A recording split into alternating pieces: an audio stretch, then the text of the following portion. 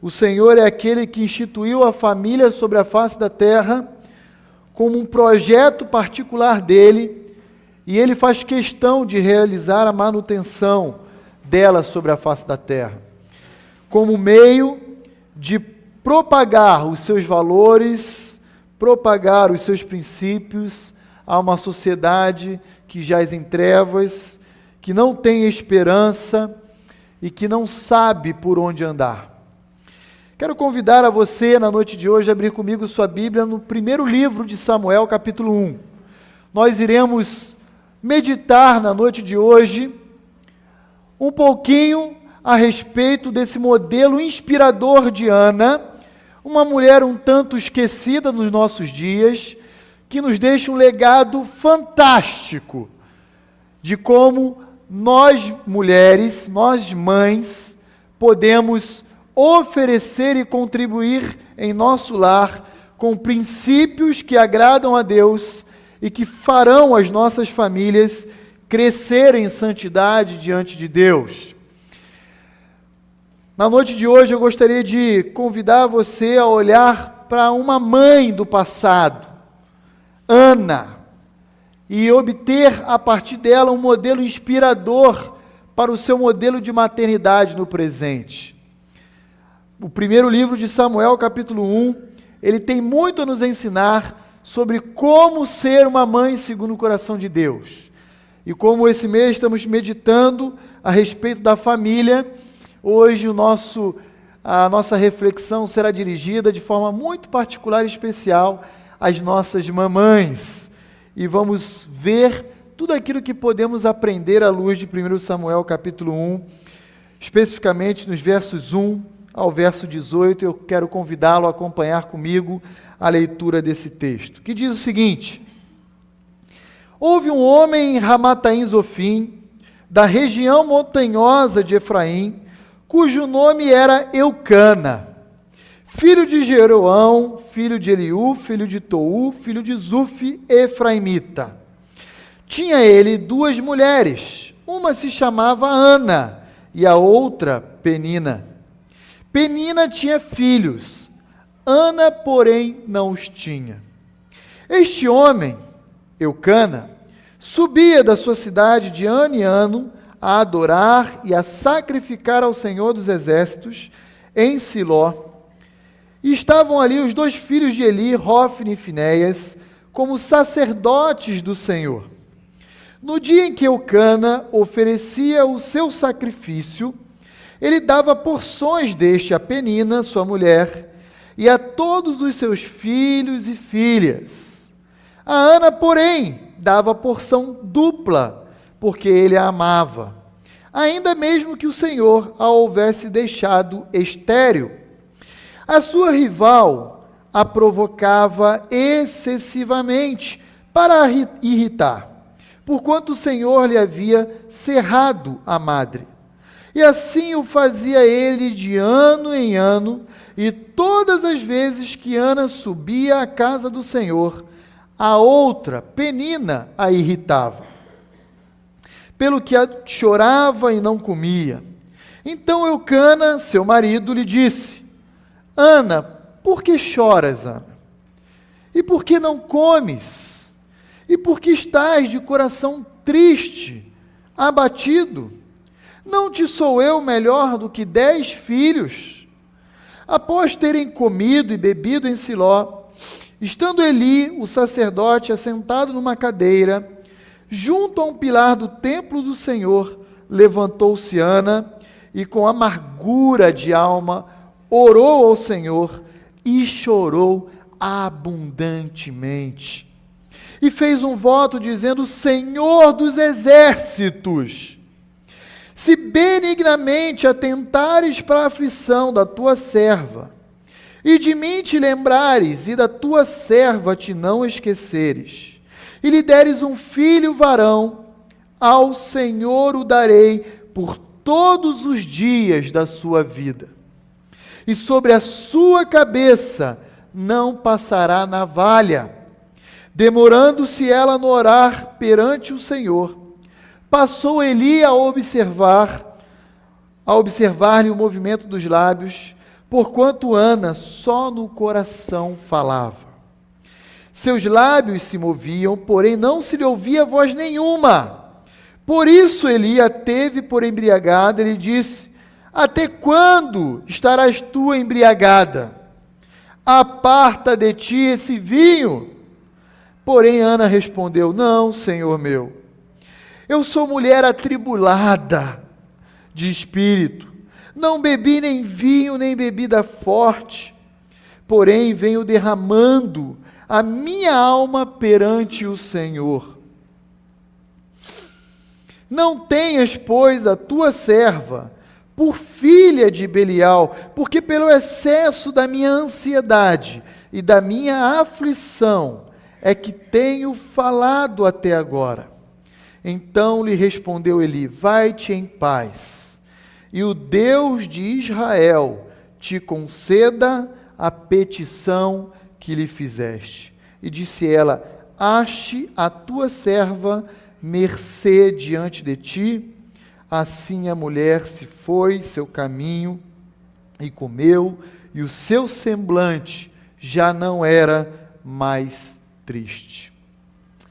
A história de Ana e a história da sua família é uma história não muito diferente da maioria das histórias das famílias brasileiras. Isso porque a história da família de Ana é marcada por divisões, intrigas e provocações no seu seio. Muito dessas provocações fruto de uma decisão errada de um indivíduo chamado Eucana, que é apresentado em todo o livro de Samuel, mas de forma muito específica no primeiro capítulo, como um homem temente ao Senhor, um homem que se preocupava em cultuar a Deus, em observar a lei mosaica, em seguir de perto os rituais judaicos de adoração que aquele povo prezava. O que Eucana fez nada mais era do que uma prática muito comum entre os povos pagãos. Já no século XVIII a.C., um registro de lei mais antigo que se conhece na face da terra, chamado Código de Hammurabi, que hoje foi escavado e hoje é preservado e se encontra lá no Museu de Louvre, em Paris, na França. Ele já previa que as famílias cuja esposa fosse estéril poderia ceder a um segundo casamento, visando manter a descendência e o nome dos filhos daquele pai de família. Mas muito antes de o Código de Hammurabi ser escrito, muitos séculos anteriores, Abraão já praticou esse mesmo tipo de transgressão. Isso porque a lei do Senhor, já prevista para o casamento desde Gênesis capítulo 2, previa o monogamismo e não o poliganismo. E Abraão, duvidando da promessa de Deus, cedeu em sua família espaço para um segundo casamento. Sara mesmo deu Agar, sua serva, a Abraão. E o que nós temos agora relatado em 1 Samuel não é diferente do que aconteceu em Gênesis capítulo 12, capítulo 15, capítulo 17, entre tantos outros textos. Na verdade, Eucana, um homem temente a Deus e que amava sua esposa, cedeu a esse segundo casamento para ter nessa segunda esposa, Penina, a memória dos seus descendentes e a memória da sua família. O seu nome seria continuado através das gerações seguintes dos seus filhos, netos, bisnetos e assim por diante. A angústia de Ana era uma angústia terrível, porque Ana percebeu que o problema estava nela, porque diz o texto, lá já desde o versículo 4 do capítulo 1, que Eucana tinha tido filhos e filhas, no plural. Então, pelo menos 4 filhos ele havia tido, pelo menos com Penina. E anualmente, diz o texto, que aquela família se levantava de onde eles residiam e iam até Siló, onde o tabernáculo se encontrava, para sacrificar, para celebrar vários rituais, como o próprio dia da expiação. E Eucana tinha a preocupação de que todos os seus familiares prestassem o culto ao Deus de Israel. Ele dava porção do sacrifício dele a Penina, a seus filhos e filhas, mas a Ana uma porção registrada de forma especial. Uma porção maior, uma porção dobrada, porque diz o texto que ele a amava. E nós percebemos, diante da atitude de Eucana, uma sensibilidade presente em um marido que zela pela sua esposa. Ele diz lá no verso 5, que Ana recebia essa porção dobrada de Eucana, porque Eucana demonstrava o seu amor, demonstrava o seu cuidado através de atitudes e através de verbalizações. Uma verbalização um tanto estranha para os nossos dias. Se você olhar comigo lá, o verso 8, Eucana vai se dirigir a Ana e dizer assim: Ana, por que você ainda está triste? Por que você parou de se alimentar? Por acaso eu não sou superior a 10 filhos?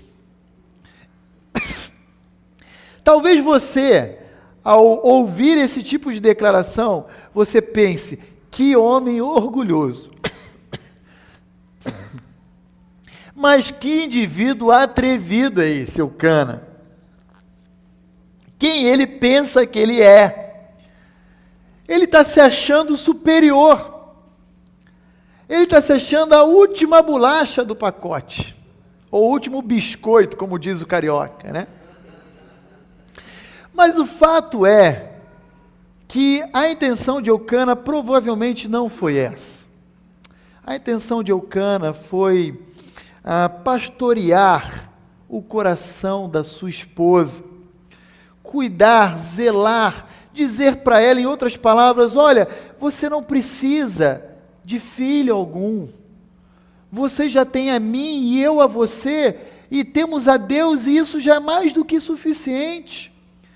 Eu entendo o desejo, os anseios presentes no seu coração, Ana, mas como de próprio texto diz no versículo 6, Deus lhe cerrou a madre, Deus lhe concedeu a esterilidade, e nem por isso você deve se abater. Tudo aquilo que estiver ao meu alcance, eu irei oferecer a você em porção dobrada, porque você é o objeto do meu amor, porque você é a menina dos meus olhos. Em outras palavras, Penina é uma provocadora. Penina é alguém que vive fustigando a sua paz, mas não deu ouvidos a ela.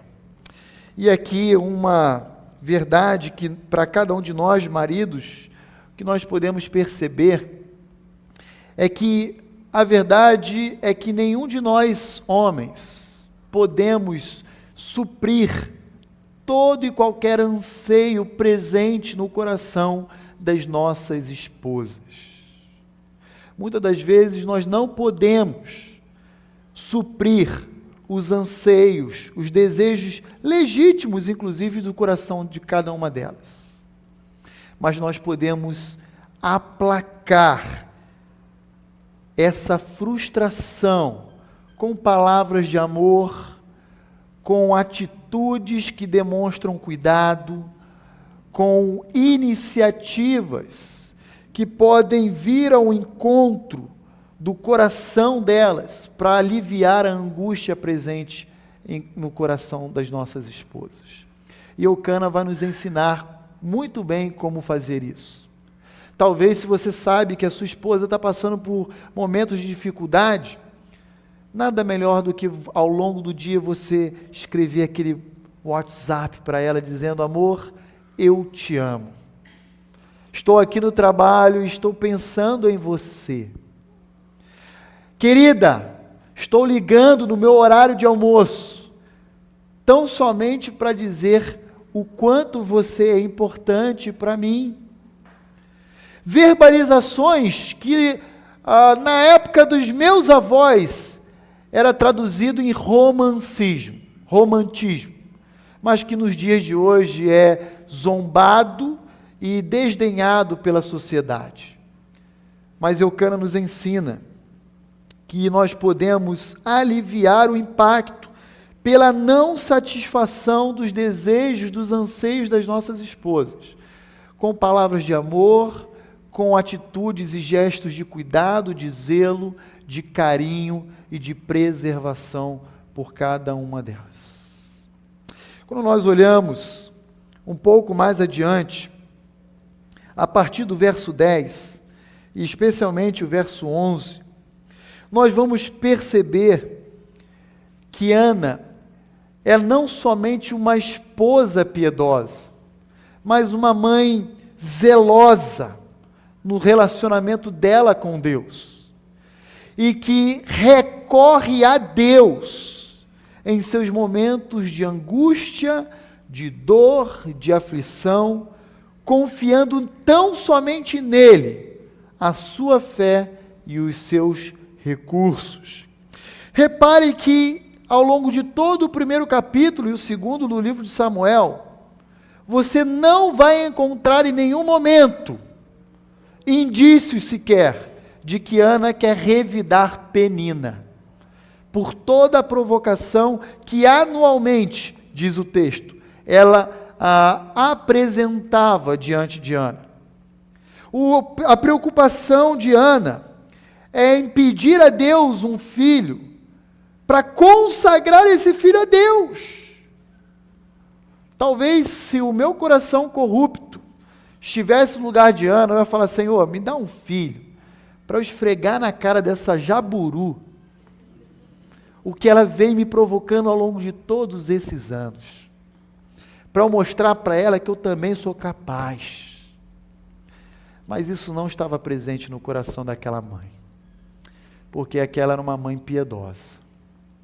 E Samuel, o autor dessa obra, que vem a ser o filho de Ana, faz questão de apresentar o contraste entre dois modelos de mãe. Uma representada em Penina, outra descrita a partir de Ana. Penina se achava autossuficiente, porque tinha filhos. E, em certa medida, aquilo era a garantia de que ela era uma pessoa autônoma, independente de Deus, e que podia, na sua autossuficiência, humilhar Ana. Isso é muito claro no texto que nós lemos. De outro lado, nós temos uma mãe piedosa, que demonstra para nós o que é ser uma mãe piedosa, senão uma mãe dependente de Deus. Uma mãe que deposita a sua fé e a sua esperança unicamente, exclusivamente em Deus. Ao contrário de Penina. De um lado temos uma mulher orgulhosa, arrogante, que se acha superior à outra, chamada Penina. E do outro lado nós temos Ana, uma mulher humilde, uma mulher que não dava ibope para as provocações da sua rival. Perceba que quem é rival de quem? Ana se tornou rival de Penina, mas Penina nunca foi descrito no livro de Samuel como sendo um rival, um objeto de rivalidade de Ana. O coração de Ana estava voltado para Deus. Penina irritava, provocava, implicava excessivamente com Ana, muito provavelmente como Agar fez com Sara, porque sabia que o coração do seu marido estava voltado para as necessidades da sua primeira esposa Ana, como foi com Sara.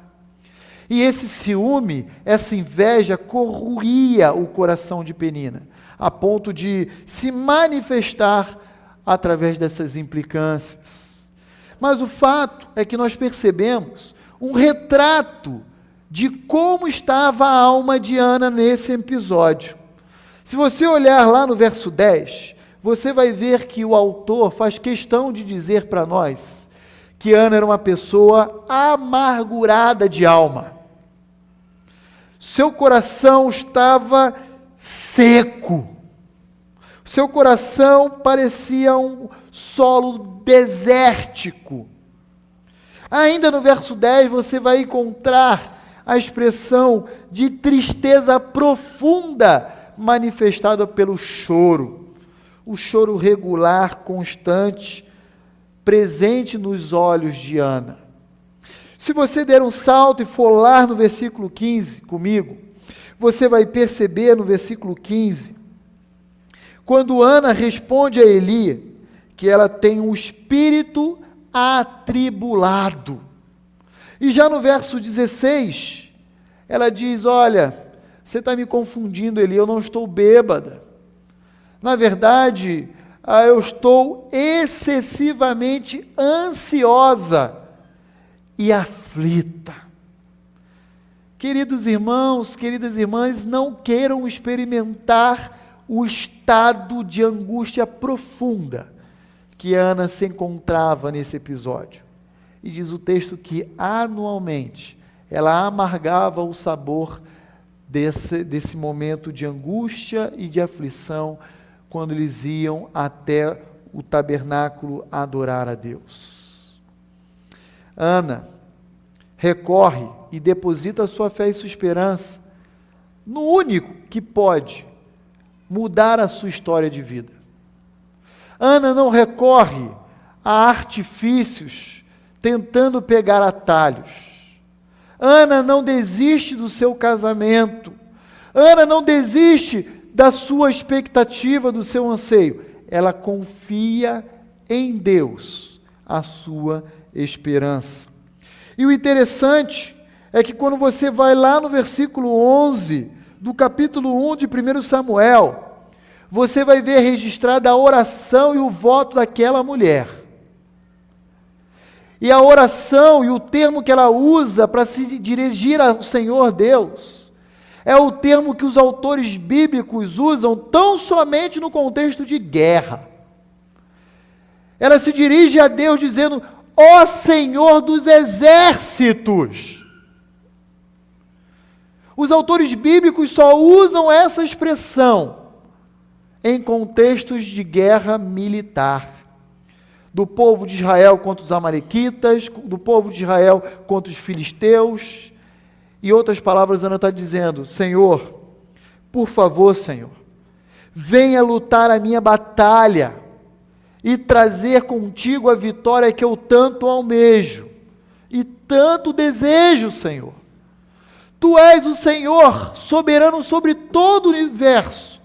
Tu és o Senhor soberano sobre qualquer exército inimigo. E eu tenho nesse momento alguém que se opõe a mim, chamada Penina. E eu tenho uma limitação no meu organismo que também se opõe a um desejo legítimo meu. Tu és o Senhor dos exércitos. Senhor, guerrei a minha guerra. Vá à frente da minha batalha e traga contigo a vitória que eu tanto desejo, almejo e suplico ao Senhor anualmente. Qual mãe cristã nunca orou pelo seu filho? Aliás, essa é uma característica das mães piedosas. Toda mãe piedosa ora pelas amizades dos seus filhos, pelos estudos do seu filho, pela saúde dos seus filhos, pelo emprego do seu marido, pelos relacionamentos dentro do lar. Há mães que desde pequenininho dos seus filhos, ainda na infância, já oram pelos futuros maridos e esposas. E isso de fato é um termômetro de uma vida piedosa. E Ana nos ensina a mim e a você, um modelo de maternidade segundo o coração de Deus. Mães da Igreja Batista Vida Nova, quando vocês se encontrarem em momentos de angústia e de aflição, quando vocês se virem atadas, sem saber o que fazer, sem ter para onde ir, lembre-se de Ana, depositem em Deus as suas expectativas. Com isso eu não quero dizer aqui que necessariamente Deus vai responder às suas orações conforme as suas expectativas. Mas Ana nos ensina que o Deus a quem servimos é um Deus que ouve as nossas orações e que responde a cada uma delas. O nosso Deus é um Deus pessoal. Ele é um Deus que ouve as nossas orações e responde a cada uma delas. Não necessariamente à altura das nossas expectativas. No caso de Ana, sim. Mas certamente, o Deus da paz, Ele irá balsamizar o seu coração de toda a ansiedade que lhe aflige. Ana é um exemplo de como nós podemos buscar a Deus, mesmo estando passando por momentos de dor, de angústia e de aflição. Há momentos em que nós não teremos respostas para as nossas dificuldades, para os nossos dilemas. E nesse momento, o que Deus espera encontrar em cada mãe é tão somente uma declaração de dependência, dizendo: Senhor, Tu és o Senhor dos exércitos. Eu confio a Ti a solução desse dilema que está à minha frente. Quando nós olhamos ainda no verso 11, eu quero chamar a sua atenção para o teor da oração e do voto de Ana ao Senhor dos exércitos. Mesmo antes de ter concebido e dado à luz a uma criança que viria a se chamar Samuel em seguida. Eu queria chamar a sua atenção para o fato de que Ana, mesmo antes de estar grávida, ela já tinha percebido que os filhos pertencem ao Senhor. Olha que diz o versículo 11. Senhor dos exércitos, se benignamente atentares para a aflição da tua serva, e de mim te lembrares, e da tua serva te não esqueceres, e lhe deres um filho varão, ao Senhor eu o darei. Ao Senhor eu o darei por todos os dias da sua vida. E na sequência ela vai dizer: sobre a sua cabeça não passará navalha. Uma descrição simples e resumida do famoso voto de Nazireu. Uma maneira de consagrar os seus filhos e dedicar a vida deles a Deus. E o voto de Nazireu era algo muito comum entre os juízes. Sansão foi um deles, que além de ser juiz sobre Israel, também observou uma vida de dedicação e consagração a Deus. Ele não deveria ser dado a bebida forte, não deveria passar navalha sobre sua cabeça, entre tantas outras qualificações a serem observadas. E Ana diz: se o Senhor me der, eu lhe devolverei. Quando você olha lá no versículo 28, do capítulo 1, que nós não lemos na nossa leitura inicial, você vai perceber que Ana tem essa concepção clara de que os filhos não são nossos, diferente de Penina. E ele vai dizer assim, pelo que também, versículo 28, eu trago Samuel como devolvido ao Senhor. Infelizmente, algumas mães querem segurar a vida inteira os seus filhos debaixo dos seus cuidados. Mas os filhos não são nossos. Os filhos pertencem a Deus. E muito antes de Ana mesmo ser mãe, conceber e dar à luz a um filho, que seria chamado de Samuel, isso estava claro no coração e na mente de Ana. Os filhos não são nossos. Os filhos pertencem a Deus. Eu preciso internalizar essa verdade em minha vida. E essa é uma verdade libertadora.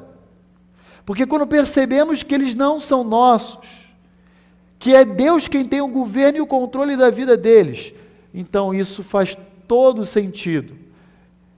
Ainda que eu falhe, nós iremos falhar como pais, como mães, eles pertencem a Deus, e Deus há de cuidar de cada um deles. Com isso, Ana afirma para nós que o Senhor é aquele que mais se preocupa com a vida dos nossos filhos, muito mais do que nós mesmos. Muito mais do que nós mesmos. Fiquei pensando ao ler esse texto, o que talvez seria mais difícil a Ana. Continuar convivendo com a realidade de que ela era estéril e jamais seria capaz de dar à luz a uma vida, a uma criança, ou ao dar à luz a uma criança, entregá-la e se despedir dela para o resto da vida. Esse foi o desafio de Ana. Ana não só nos ensina a pedir e colocar diante de Deus aquilo que nós tanto ansiamos, mas Ana também nos ensina a colocar diante de Deus, com o coração desprendido, aquilo que Ele nos concede. Na cultura judaica, o desmamar era algo em torno de 3 anos de idade. Era o que muitos registros da época descrevem para nós. Eu tenho um filho de 2 anos e 9 meses. E eu fico pensando, me colocando no lugar de Ana, que daqui a 3 anos eu iria entregar ele ao Senhor e não mais criar ele ou conviver com ele no meu lar. Eu não sei o que foi mais desafiador a Ana. Não ter filhos, ou ao ter aquilo que ela tanto desejava, dedicar ao Senhor, entendendo que tudo aquilo que Ele concedeu a ela não pertencia a ela, mas apenas confiou a ela para que o devolvesse um dia. Os filhos não pertencem a nós, pertencem a Deus. Nós não podemos tornar os nossos filhos objetos da nossa adoração. Nós não podemos criar os nossos filhos da maneira como entendemos ser o melhor a eles. Nós precisamos criar os nossos filhos, seja bebezinho, seja jovem ou adulto, no caminho do Senhor e nos preceitos que Ele deseja que comuniquemos a cada um deles. Diante dessas verdades, eu tenho aqui algumas considerações a fazer a cada um de nós na noite de hoje. Primeiro, me dirigindo a nós, maridos, homens, líderes dos nossos lares. Como nós temos demonstrado o nosso zelo, o nosso amor e o nosso cuidado pelos anseios não correspondidos ou atendidos presentes no coração das nossas esposas. Como cada um de nós, maridos, temos pastoreado o coração das nossas esposas. Lembre, nós não poderemos suprir, atender, corresponder tudo aquilo que, ainda que seja legítimo, esteja presente no coração delas. Mas não é pelo fato de eu não poder atender aquilo que ela tanto deseja, que eu não posso contribuir para cuidar do coração delas.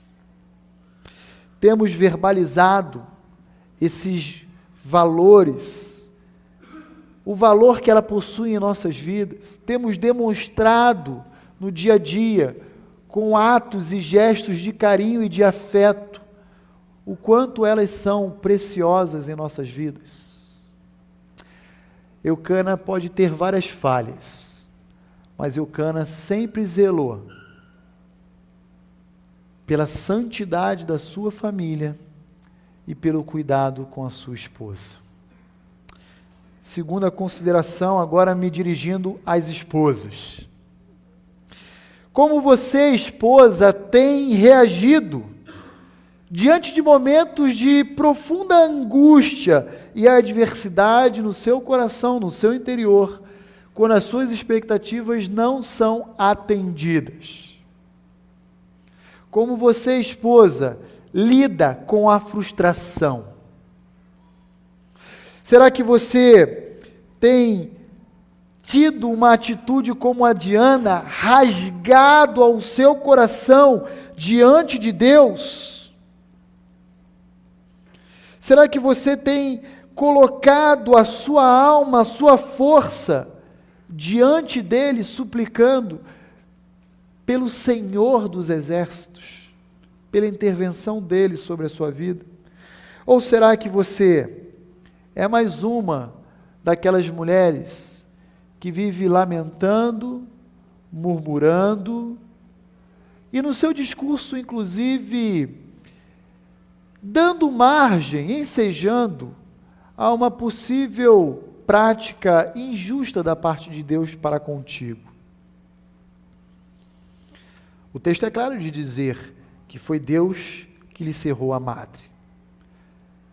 Em última instância, será que Deus realmente é justo?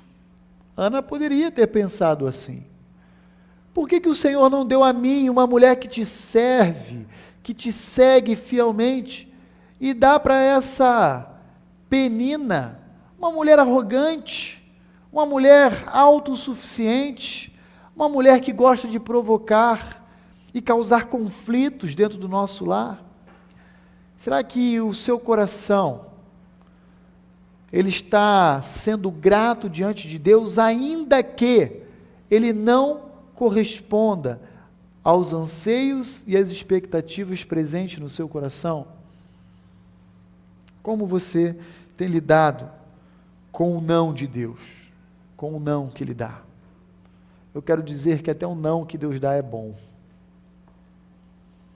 Até o não que Deus dá é bom.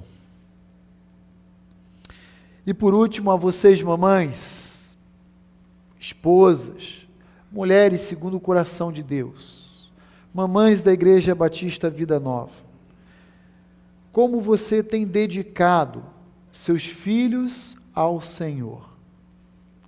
Como você tem consagrado os seus filhos ao seu reino?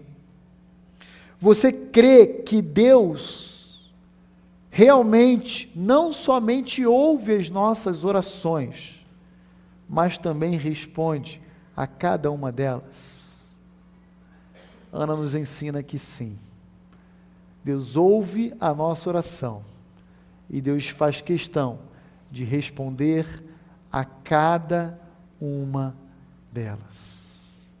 Queridas mamães, esposas da Igreja Batista Vida Nova, o nosso desejo é que você continue sendo uma mulher segundo o coração de Deus, que auxilie idoneamente o seu marido no lar, nas atividades da sua família, que você continue criando seus filhos na instrução, na demonstração do Senhor, e que você continue colocando única e exclusivamente em Deus as expectativas da sua vida. Quero pedir que nesse momento, todas as mamães da nossa igreja se coloquem em pé. Nós queremos orar por você nesse instante.